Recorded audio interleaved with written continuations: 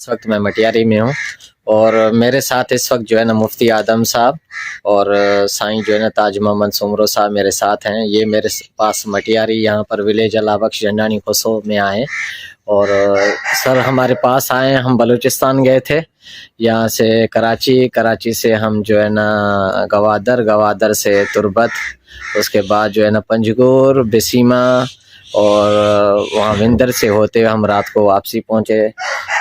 تو اب ہم سر سے جو ہے نا تاثرات لیں گے مفتی اعظم صاحب سے کہ وہ ہمارے ساتھ انہوں نے ٹائم گزارا اور سفر بھی کیا اور یہاں پر بھی آئے.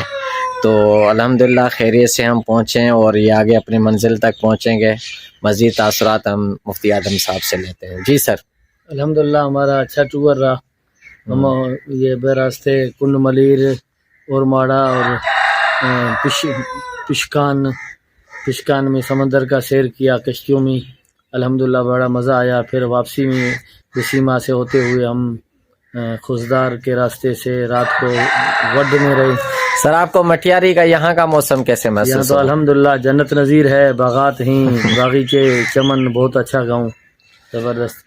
اور سائیں آپ بتائیں، سائیں تاج محمد صاحب. بہت اچھا ماشاءاللہ، ماشاء یہاں بھی اللہ. بہت مزہ آیا آپ کا یہ اوتاق دیکھ کر اور پورا یہ پارک وغیرہ بہت اچھا ہے. شکریہ سائیں، شکریہ. ٹھیک سائیں. جزاکم اللہ آپ کے آنے کی یہاں پر مہربانی. شکریہ. اور الحمدللہ یہاں پر آئے، ان کے ساتھ گپ شپ کی، ہمارے دوستوں کے ساتھ بہت خوشی ہوئی.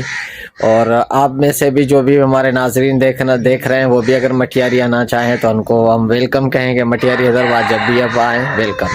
جزاکم اللہ.